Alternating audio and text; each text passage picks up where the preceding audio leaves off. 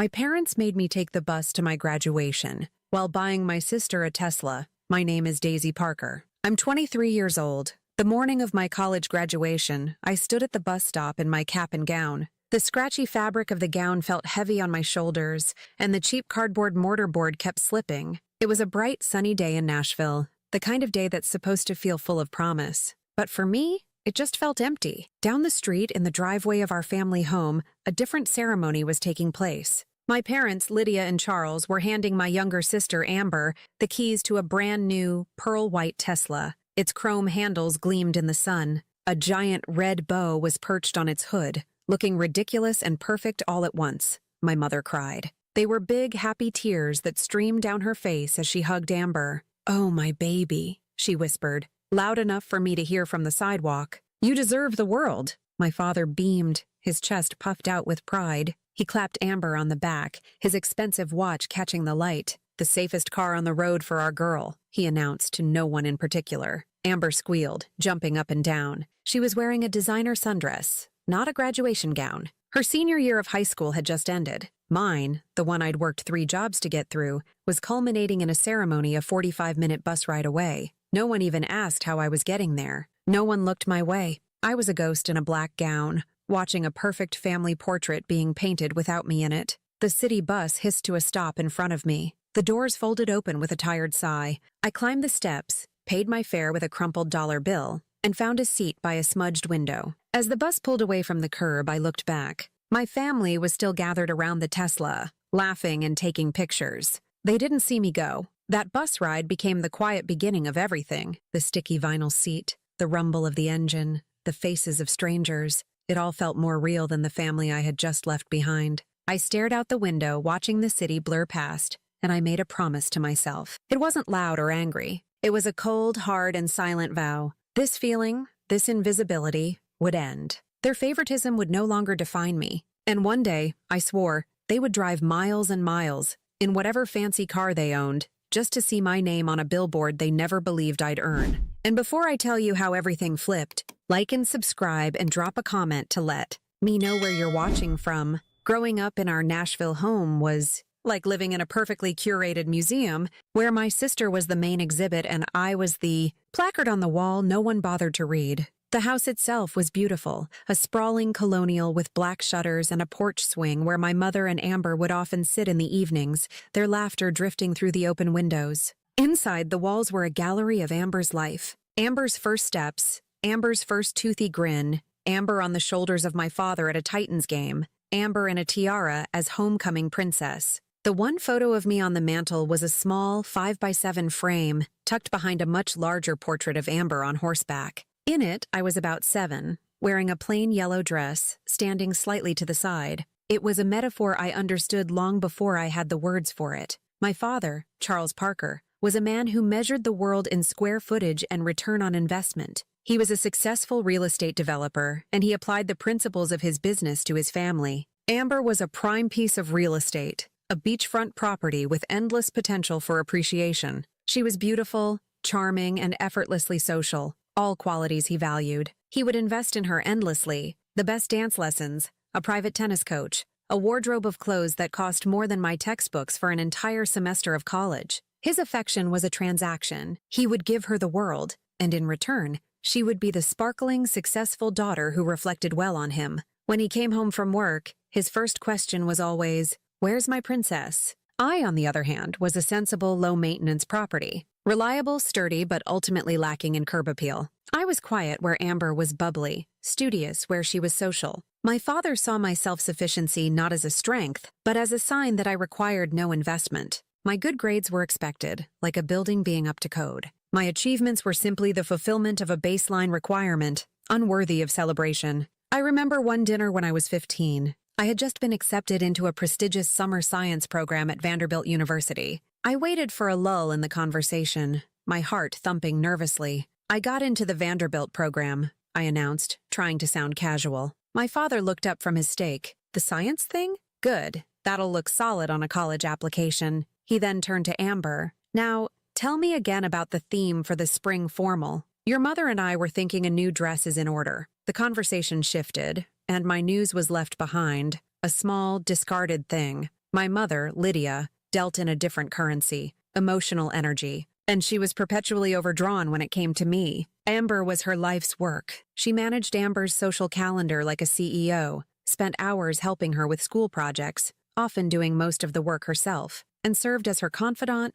therapist, and best friend. Their bond was a fortress, and I was on the outside. My attempts to connect with her were usually met with a gentle but firm redirection. I remember one Saturday, I found her in the garden tending to her roses. I wanted to tell her about a book I was reading, to share something of my inner world with her. "Mom," I started, "I'm reading this book and the main character reminds me—" She didn't look up from her pruning. "Oh, that's nice, honey. Listen, can you be a dear and go start the laundry? Amber has her big competition tonight and her costume isn't clean. We're in crisis mode." Her voice was sweet, but the message was clear. Amber's needs were a crisis. Mine were an interruption. I went inside and did the laundry, the words about my book unsaid. The disparity was never clearer than on holidays. Christmas at our house was an exercise in theatrical gift-giving for Amber. One year she got a pony, a literal pony that my father arranged to have boarded at a nearby stable. She shrieked with joy, and the rest of the morning was spent watching her open dozens of other presents.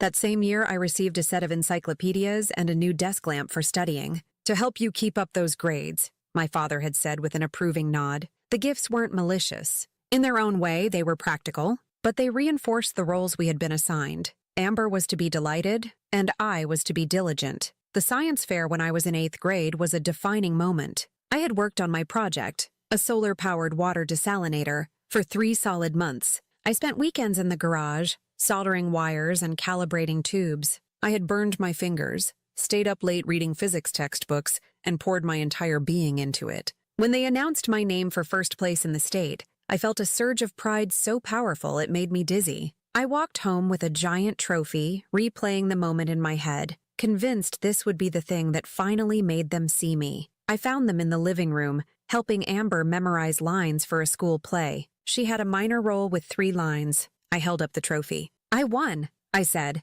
my voice filled with a joy I couldn't contain. My mother smiled faintly. "Oh, Daisy, that's fantastic. Now please be quiet for a moment. Amber is trying to concentrate." My father glanced at the trophy. "State level? Impressive. Charles Parker's daughter, the scientist." He said it with a strange detachment, as if reading a headline about a stranger. There was no hug, no exclamation of pride, no request to hear about the project. The trophy felt heavy and stupid in my hands. I took it to my room and set it on my desk, where it sat not as a monument to my achievement, but as a reminder of how little my achievements mattered. A few days later, Amber performed her 3 lines in the school play flawlessly. My parents gave her a standing ovation and took us all out for ice cream to celebrate her star-making performance. I sat in the booth, staring at my melting sundae, and understood. It wasn't about the scale of the achievement. It was about the achiever. I tried in my teenage years to be more like Amber. I tried to be bubbly and outgoing. It felt like wearing clothes that were 2 sizes too small.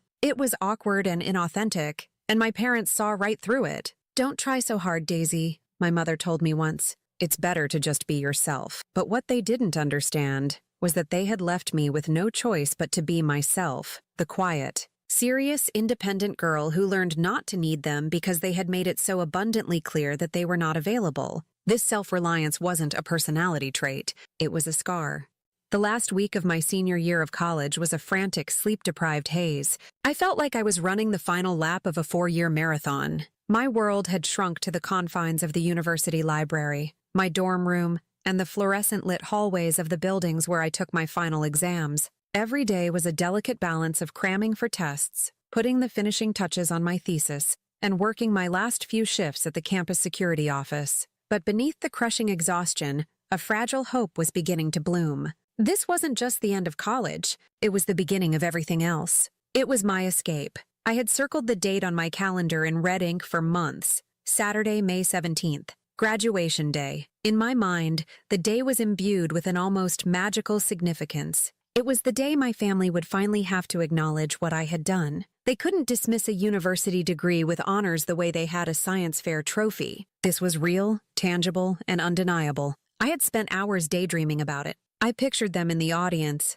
my father looking stern but secretly proud, my mother dabbing her eyes with a handkerchief. I imagined us going out to a fancy lunch afterward, The kind of celebratory meal we only ever had for Amber. I imagined raising a glass of champagne and giving a small, graceful speech. And for once, having everyone at the table listen. This fantasy was so vivid, so detailed, that it felt like a memory of something that had already happened. It was this vision that kept me going through the endless nights and the grueling exams. The night before my last final, I took a break from studying and walked to a small boutique near campus. I used the last $70 in my bank account to buy a simple, elegant blue sheath dress to wear under my gown. Holding it up in my dorm room, it felt like more than just a dress. It was a symbol of the person I was about to become, a capable, successful woman whose family was proud of her. The day I finished my last exam, I walked out of the lecture hall into the bright May sunshine and felt a wave of pure relief. I had done it. It was over. I practically floated back to my dorm room, the weight of 4 years of relentless pressure finally lifting from my shoulders. I couldn't wait to share the news, to make the plans for my perfect day a reality. I sat on my bed, took a deep, happy breath, and dialed my mother's number. "Hi, Mom," I said, the joy evident in my voice. "I'm officially done. My last final is over, and I passed everything with flying colors. I just wanted to nail down the plans for Saturday's ceremony." "Oh, hi, sweetie," she replied, her voice light and airy. I could hear the distinct sound of silverware clinking against a plate in the background. She was likely having lunch with one of her friends. "That's wonderful news. We knew you would. What plans were those again?" The question was so casual, so dismissive that it momentarily stunned me. "My graduation," I said, my voice a little quieter now. "The ceremony is at 10. I sent the invitation packet with the tickets and parking pass last month. I was hoping we could all go to the Palm for lunch afterward to celebrate. My treat." I added that last part quickly, wanting them to know this wasn't about their money. This was about their presence. There was a pause. It stretched for an uncomfortably long time. I heard her murmur something to someone in the background. It sounded like my father's name. When she came back on the line, her voice had changed. It was now laced with a kind of gentle, placating tone she used when she was about to let me down easy. "Oh, honey, about Saturday," she started, and my stomach immediately clenched. "I'm afraid we're in a bit of a bind. Something has come up, and we're not going to be able to make it." The room suddenly felt very cold. "What?" I whispered. "What do you mean you can't make it? What could possibly be more important than my college graduation?" My father must have taken the phone from her because his voice, clipped and businesslike, suddenly filled my ear. "Daisy, your mother is right. We can't be there. The delivery of Amber's graduation present is scheduled for Saturday morning. It's a very tight window, and we have to be there to sign for it." I was so confused I could barely process his words. Her graduation present? Her high school graduation isn't for another 2 weeks.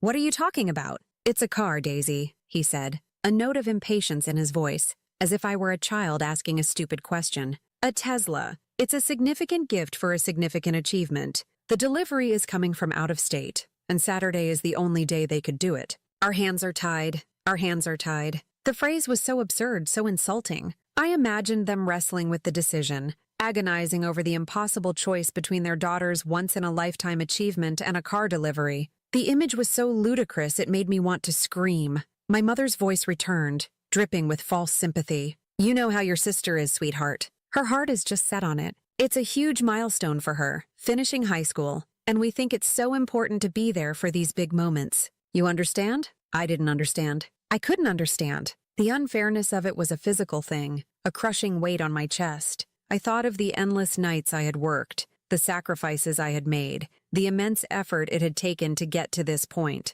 all accomplished with virtually no support from them. And they were choosing to miss it. "For a car? For Amber? So you're just not coming?" I asked, my voice cracking on the last word. I hated the sound of my own vulnerability. "Don't be so dramatic, Daisy," my mother chided gently. "It's just the ceremony. A lot of pomp and circumstance for a piece of paper. The important part is that you earned the degree, and we are so, so proud of that. You're such an independent girl, you always have been. You can just take the bus or call an Uber. You'll figure it out." There it was. The summary of my entire existence in their eyes. I was the independent one, the one who would figure it out, the one who didn't need them. "We'll celebrate with you when you come home," she added brightly, as if that solved everything. "You have to see the car. It's a beautiful pearl white." Amber is just ecstatic. I couldn't speak. The lump in my throat felt as large as a stone. All the air had been sucked out of the room, out of my life, out of the perfect day I had built in my head. It all came crashing down, shattering into a million pieces.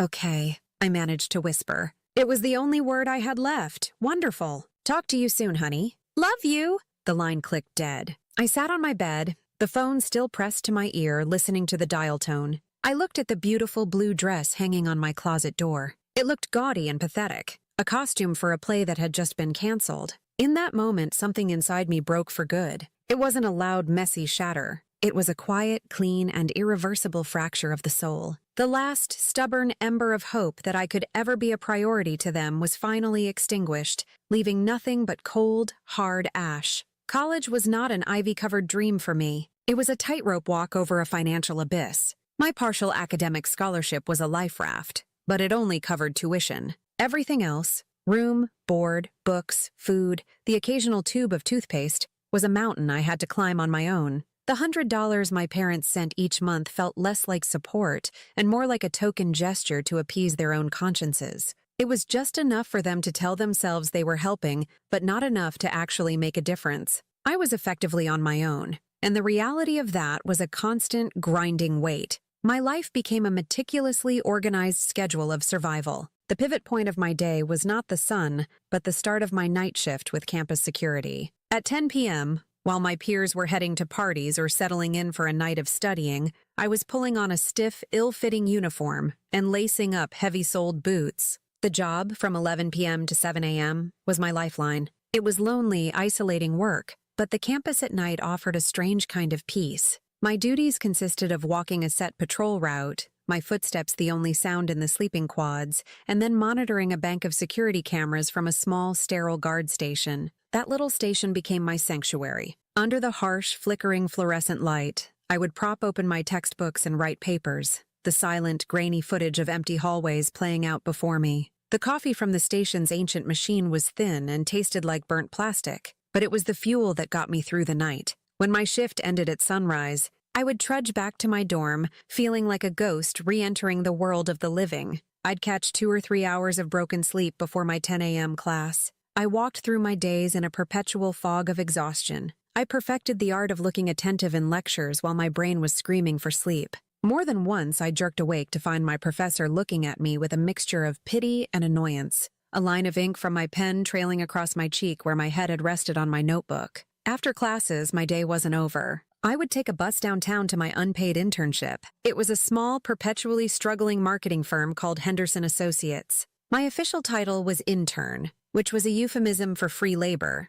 I made coffee, ran errands, answered phones, and organized files. The office was small and cluttered, but to me, it was a glimpse into the future I was fighting for. I did the grunt work with a smile, but my real work was observing. I listened to how Mr. Henderson pitched clients. I studied the campaign briefs left on the printer. I stayed late, long after everyone else had gone home, to teach myself Photoshop and web design on the office computers, using online tutorials. I was a sponge, determined to absorb every drop of knowledge, because I knew this experience was more valuable than any grade. This relentless schedule left no room for a life. Friendships withered from my constant refusal to go out. "I have to work," became my mantra, a phrase that built a wall around me. The isolation was profound. My only window into the world of a normal college student was through social media, and more specifically, through Amber's feed. It was a constant, painful stream of the life I wasn't living. I'd be eating a crushed protein bar for dinner at 3 a.m. in the guard station,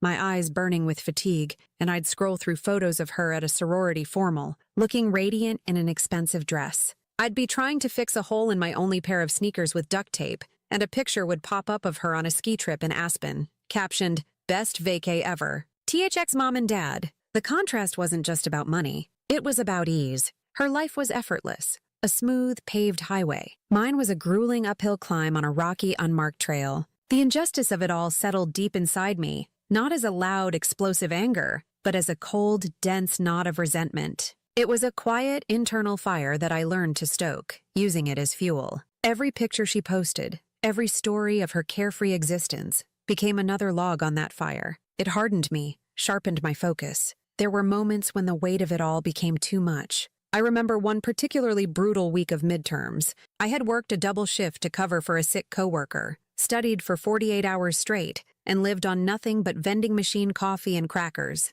My last exam was in calculus, a subject I had to fight for every point in. I walked out of the exam hall knowing I had failed. The numbers had just blurred on the page. I went back to my empty dorm room, sat on the floor, and for the first time in years, I cried. I cried out of sheer soul-crushing exhaustion. I cried for the girl who was trying so hard and still coming up short. The thought of giving up, of calling my parents and admitting defeat, was an overwhelming temptation. But as I sat there, surrounded by my textbooks and my worn-out clothes, the image of Amber's smiling face on that yacht in Cabo flashed in my mind. Then, the memory of my mother's voice on the phone, telling me to figure it out. The tears stopped. The cold, hard resolve returned, stronger than before. Failure was not an option. Quitting was not an option, because I had no safety net. There was no one to catch me, no one to offer a soft place to land. It was just me. And in that moment of utter despair, I made a new promise to myself. This struggle would not break me. It would be the forge that made me.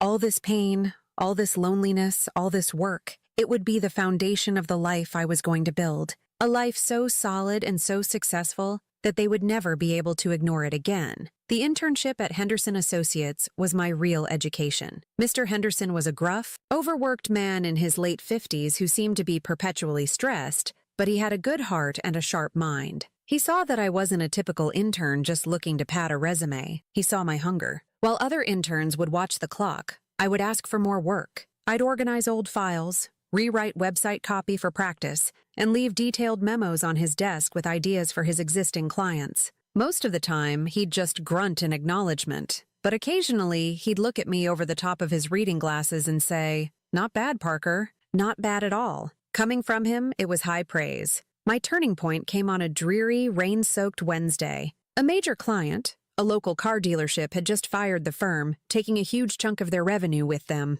The mood in the office was funereal. Mr. Henderson, looking more defeated than I had ever seen him, came out of his office and dropped a heavy, dust-covered accordion file on my desk with a thud. "Here," he said, his voice flat. "This is a graveyard. Dead leads from the last 10 years. Small businesses we couldn't sign, or who couldn't afford us. Go through it. Make a spreadsheet. I don't care. Just find something to do." He meant it as busy work, a way to keep me out of the way while the real employees mourned. But as I wiped the dust off the cover and opened the first flap, I felt a jolt of excitement. This wasn't a graveyard. It was a treasure map. The files were filled with the stories of Nashville's forgotten entrepreneurs. There was a woman named Jean who ran a small bakery called The Rolling Pin. Her file contained a handwritten letter explaining her passion for her grandmother's recipes, along with a blurry, poorly lit photo of her storefront. There was a man named Sal who owned a third-generation auto repair shop. His file had testimonials from loyal customers praising his honesty, but his business was losing ground to the big chains. There was a tailor, a bookseller, a luthier who made beautiful custom guitars. I spent the next 2 weeks immersed in their worlds. I didn't just make a spreadsheet. I created a profile for each one. I looked them up online and found their broken websites and their empty social media pages. They were all brilliant at what they did, but they were invisible to the digital world. They were being outmaneuvered and outspent by larger corporations. The bigger marketing firms, like the one I was interning at, wouldn't touch them. Their budgets were too small, their potential for profit too low. They were being systematically overlooked. As I read their stories, a profound and deeply personal connection formed. I saw myself in their struggle. I was the overlooked daughter. They were the overlooked businesses. We were the underdogs, working in the shadows, our passion and hard work going unseen. The world celebrated the Ambers, the flashy, well-funded, and effortlessly successful. But who was fighting for the Jeans and the Sals? That night I couldn't sleep. The idea arrived not as a gentle spark, but as a bolt of lightning that illuminated everything. I sat up in my bed, my heart racing. What if I could be the one to fight for them? What if I could build a different kind of agency? Not one that chased massive corporate accounts, but one that dedicated itself to the small, passionate business owner. An agency that believed visibility wasn't a privilege for the rich, but a right for anyone with a good story to tell. We wouldn't just offer marketing services. We would offer a lifeline. We would be the champions of the unseen. The name came to me in that moment, clear as a bell. Bright Trail Digital. We would light the path. The idea possessed me. It was all I could think about. I spent every spare moment at the university library, not studying for classes, but devouring books on small business management, digital marketing strategies, and lean startup principles. I filled notebooks with business plans, pricing models, and service packages designed specifically for low-budget clients. I used the design software at the internship to create a simple, clean logo and print out 100 business cards on thick cardstock.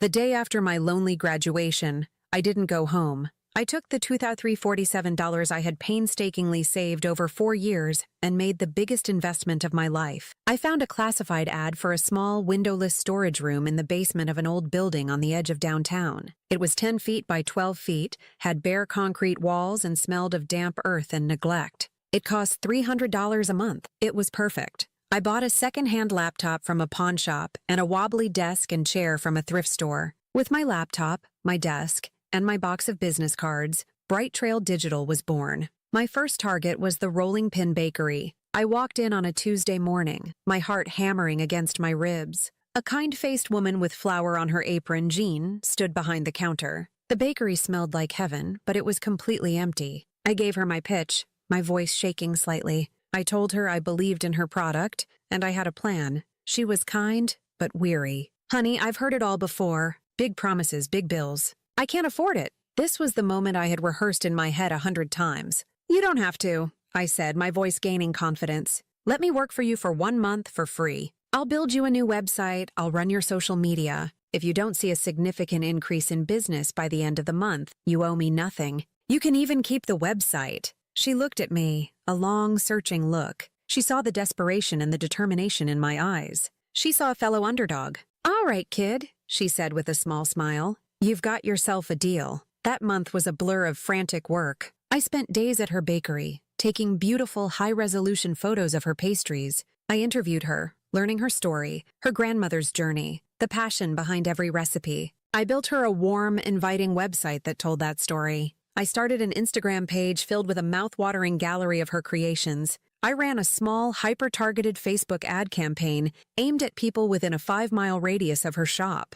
The change was staggering. The next Saturday, a line formed outside her door for the first time in years. People came in holding up their phones, asking for the cinnamon roll they had seen on Instagram. By the end of the month, her revenue had quadrupled. She met me in my tiny basement office with tears in her eyes and handed me a check for double what we had agreed upon. That check was the first dollar I had ever truly earned. It was proof. My idea wasn't just a dream born from my own pain. It was a viable business that could change people's lives. The success of the Rolling Pin became my blueprint and my best advertisement. John, eternally grateful, became my most vocal evangelist. She told Sal at the auto shop, who told the tailor, who told the bookseller. My client list grew organically, one overlooked business at a time. I was no longer just the girl in the basement. I was the secret weapon of Nashville's small business community. My days were a blur of 16 to 18-hour stretches. I was the CEO, the creative director, the account manager, and the janitor.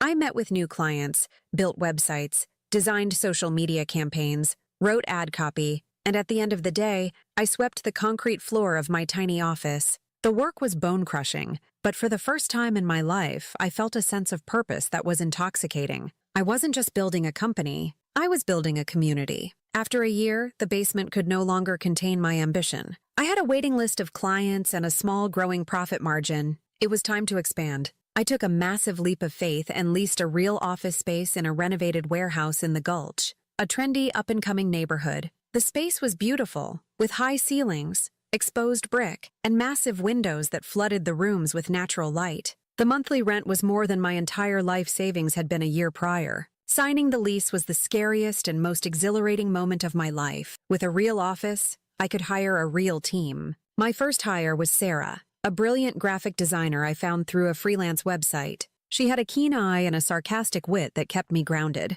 Next came Ben, a quiet, thoughtful writer who could turn a company's history into a compelling narrative. One by one, I built my team. I wasn't just looking for skilled people. I was looking for fighters. I hired people who had been underestimated, who had something to prove. Our office culture became an extension of our mission. We were a team of underdogs fighting for other underdogs. The energy was electric. We worked tirelessly, fueled by cheap pizza, gallons of coffee, and a shared belief that our work mattered. Our big break came from an unexpected place. A small local tech startup with a revolutionary new app approached us. They had been rejected by every big agency in town. They were seen as too small, too niche. But I saw their passion and the brilliance of their product. I took them on for a fraction of our usual fee, making a bet on their potential. We poured everything we had into their launch. Ben crafted a powerful story about the founders, and Sarah created a stunning visual identity. We launched a guerrilla marketing campaign that was authentic,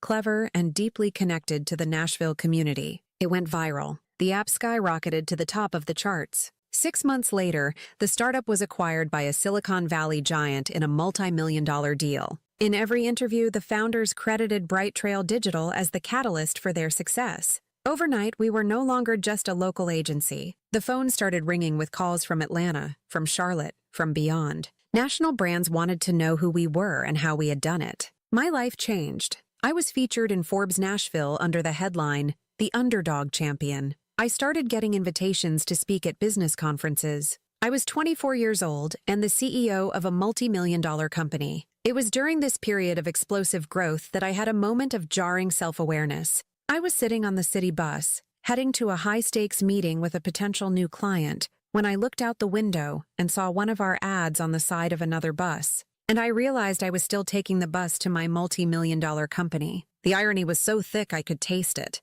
That evening, I walked into a car dealership. My eyes scanned the showroom, past the gleaming sports cars and luxury sedans. In a prominent spot near the front was a pearl-white Tesla, almost identical to Amber's. A wave of nausea rolled over me. I turned and walked out of the main showroom to the used car lot. There, in a back row, I found it. A 3-year-old Jeep Wrangler. It was dark green, with a few minor scratches on the fender and slightly muddy tires. It wasn't sleek or sophisticated. It was rugged, capable, and unpretentious. It felt like me. I walked inside and found a salesman. "I'll take the Jeep," I said. "And I'll be paying in cash." The look on his face was one I would treasure. Driving that Jeep off the lot was a profound experience. It wasn't the thrill of a new toy. It was the quiet, solid feeling of self-reliance made manifest. This vehicle wasn't a gift, a prize for being the favorite. It was 3,000 pounds of steel and rubber that I had earned through my own blood, sweat, and tears. I gripped the steering wheel, turned up the radio,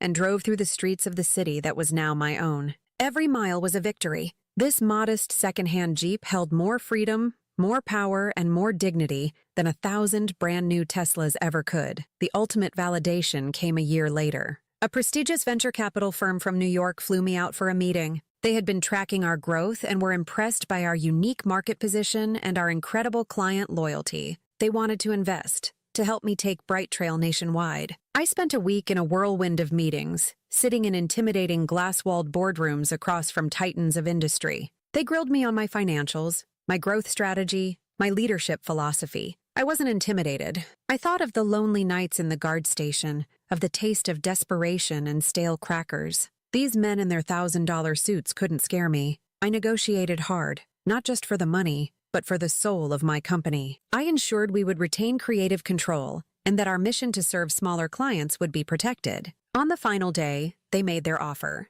They wanted to partner with me, valuing Bright Trail Digital at $25 million.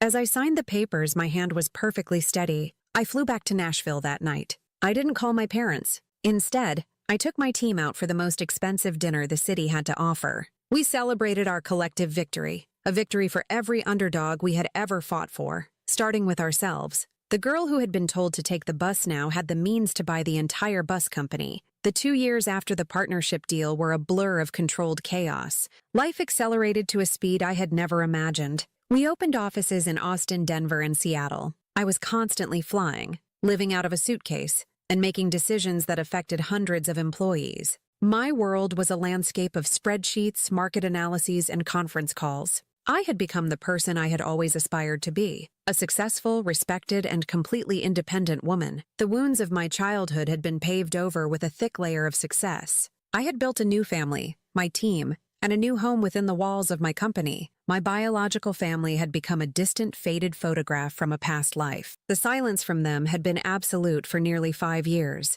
and I had interpreted it as a mutual, unspoken agreement to let the past lie. I preferred it that way. The call came on an ordinary Tuesday afternoon. I was in a high-level strategy session in our Nashville headquarters, brainstorming a Super Bowl commercial for a major new client. The energy in the room was palpable, a mix of creative tension and exhilarating possibility. My phone, set on the polished boardroom table, vibrated. I had a strict rule about not taking calls during these meetings, but for some reason, I glanced at the screen. A single word glowed there: Mom. Time seemed to slow down. The vibrant discussion around me faded into a muffled hum. My heart didn't just jolt. It seized, a painful, violent contraction in my chest. It felt like a ghost had reached out from the past and squeezed. I stared at the name, and a chaotic slideshow of memories flashed through my mind. Her dismissive smiles, her back turned to me in the kitchen, her cheerful voice on the phone telling me she couldn't make it. The old, familiar sting of rejection was so potent, so immediate,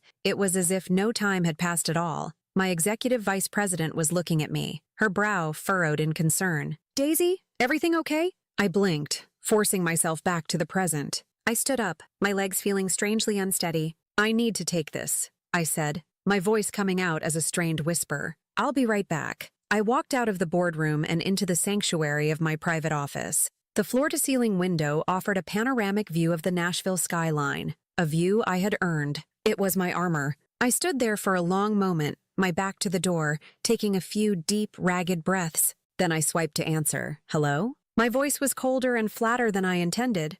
"Daisy? Oh, thank goodness it's really you. I wasn't sure you still had this number. It's been so long." It was her voice, exactly as I remembered it, a melodic, southern drawl that could sound both incredibly sweet and incredibly condescending at the same time. "I do," I said, offering nothing more. "Well, I'm sure you're very busy, but I just had to call. Sweetheart, your father and I are just bursting with pride. Charles saw you in Forbes magazine, the big national edition. He went right out and bought 10 copies. We saw the article about the big partnership deal, $25 million. I just sat at the kitchen table and cried happy tears. To think of our little girl, a big CEO, our little girl. The phrase was a lie, a revision of history so blatant it was breathtaking. I was never their little girl. I was their other daughter, their afterthought. The silence on my end of the line was heavy and deliberate. I wanted her to feel it. I wanted her to squirm in it, but my mother was a master of ignoring uncomfortable silences. "Anyway," she barreled on, her cheerful tone unwavering, "we were just saying that it has been far, far too long. We would love, absolutely love, to come visit and see your new office. We want to hear all about your incredible success. We could drive up this weekend, maybe take you to dinner?" The request was so audacious, so completely devoid of self-awareness, that for a moment I was speechless. After 5 years of nothing, no calls, no texts, no apologies, they wanted to just reappear and bask in the glow of my success. They weren't interested in me. They were interested in my new, shiny life. It was so transparent it was almost pathetic.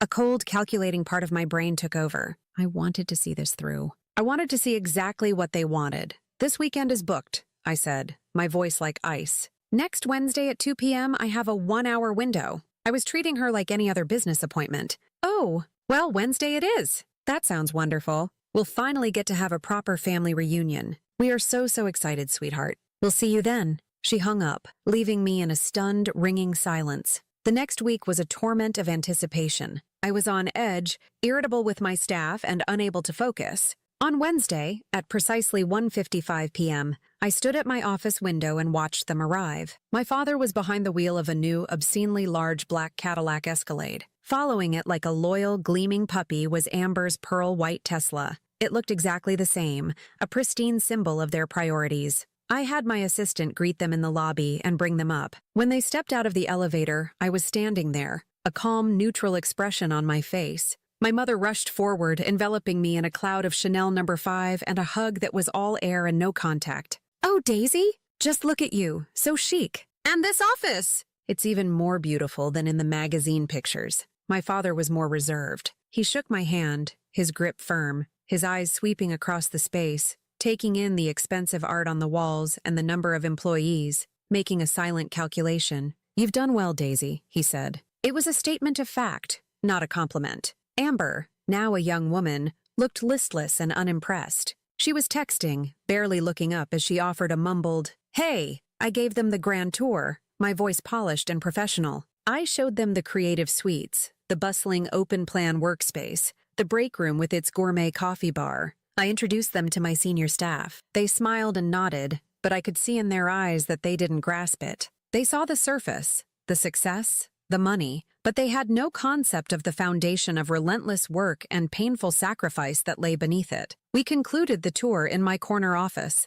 My mother oohed and awed at the view. My father examined the quality of my desk. And then, my mother, with a smile that was both dazzling and predatory, delivered the line I had been waiting for. You know, Daisy, seeing all this, it's just so inspiring. And your sister Amber, she's so creative, just like you. She has this brilliant idea to start her own online fashion boutique. She has the vision, but she just needs a little push, a little guidance. She paused, her eyes locking onto mine. We were thinking, with all your expertise and resources, you could help her get it off the ground. There it was. The reason for the phone call, for the visit, for the sudden miraculous pride. It wasn't a reunion. It was a business pitch. After all these years, I was still just a resource to be used, a problem to be solved. Only now, the problem was Amber's lack of a career, and I was the solution. The silence that followed my mother's proposal was thick and heavy, charged with 5 years of unspoken resentment. I remained standing by the window, my posture rigid, my expression unreadable.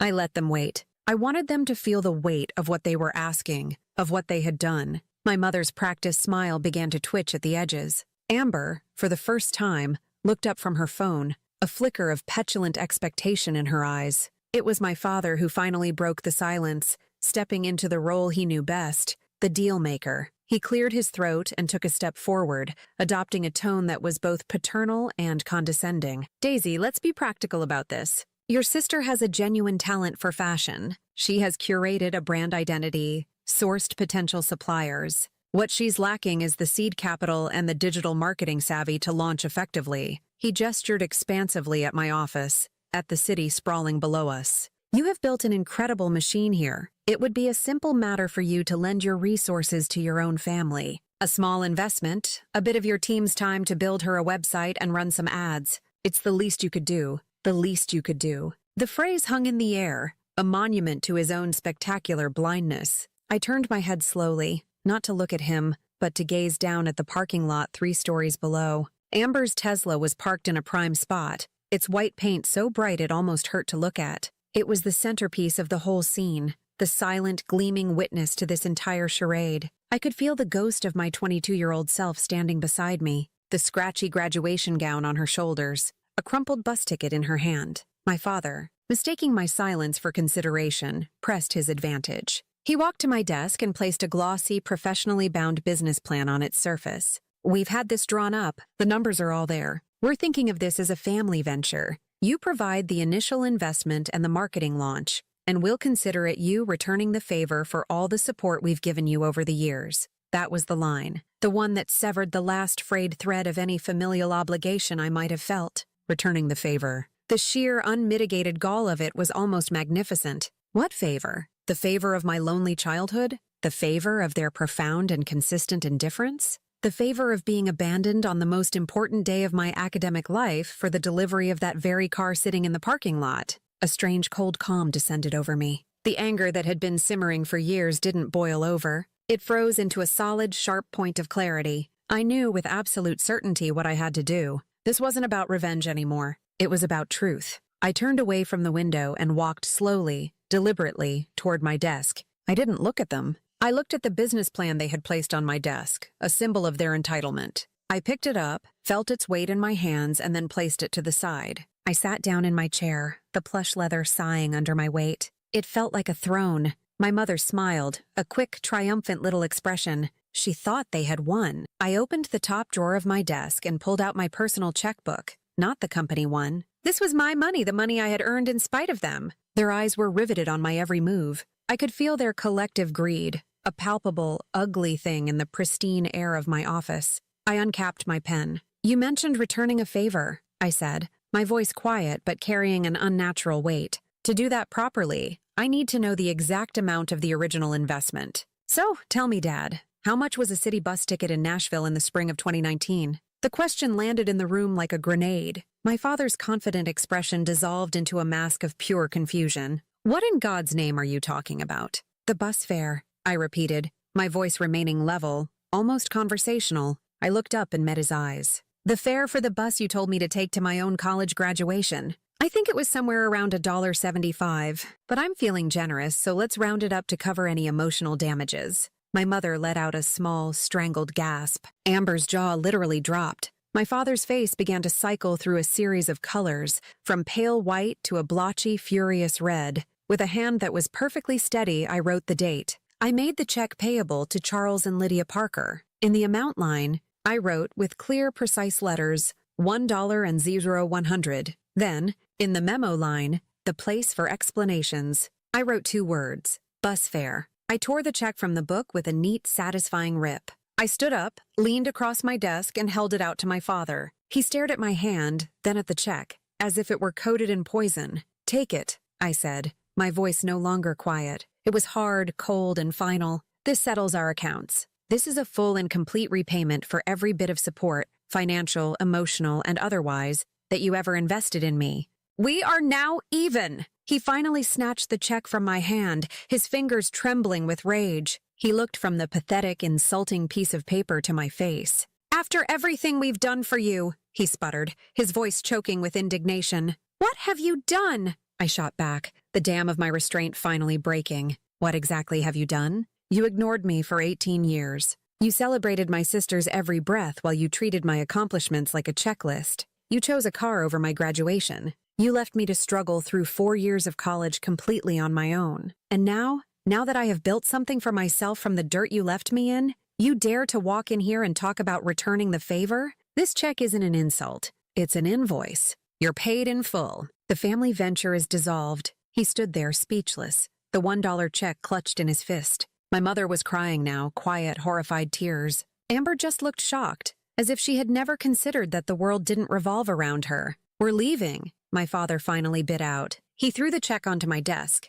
It fluttered down like a dead leaf. He grabbed the business plan, turned on his heel, and stormed out of the office without another word. My mother, with one last wounded look at me, scurried after him, pulling a bewildered Amber along with her. I stood there and watched them go. I didn't feel a surge of triumph. I didn't feel joy. I felt the immediate aftermath of the confrontation was silence. A deep, ringing silence that filled my office, my car, my apartment. For years, my ambition had been a roaring fire, fueled by resentment and a burning need to prove them wrong. Now, after that final explosive confrontation, the fire was out. All that remained was a landscape of cold ash and a hollow, aching emptiness. The victory was Pyrrhic. I had said everything I ever wanted to say. I had won the argument in the most definitive way possible, but the relief I expected never came. The wound was still there. Humiliating them hadn't healed it. It had only shown me its true depth. I had spent so long defining myself in opposition to them that,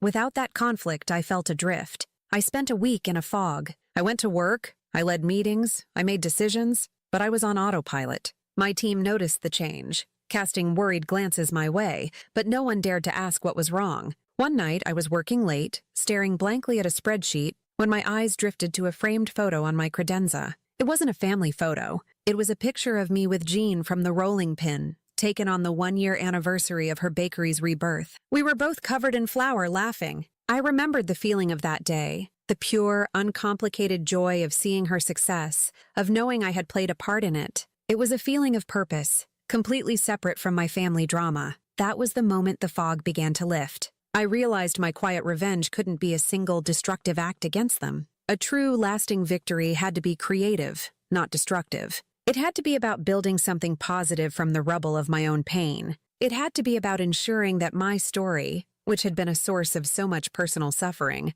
could become a source of strength for someone else. I thought about the girl I used to be, standing at that bus stop in her cap and gown, feeling like the most invisible person on the planet. I knew, with a certainty that chilled me, that there were countless others just like her, talented, brilliant, hardworking students who were navigating the immense challenge of higher education without a familial safety net. They were the ones working 2 jobs, skipping meals, fighting silent battles of self-doubt and exhaustion, all while being told by society that college should be the best time of their lives. They were the ultimate underdogs. The idea for the Ride Forward Foundation solidified in that moment. It wouldn't just be a scholarship fund. A check for tuition was helpful, but it didn't solve the deeper problems of isolation and a lack of guidance. My foundation would be different. It would be a comprehensive support system. Our mission would be to empower students who were achieving their dreams without, or in spite of, their family's support. The name felt perfect.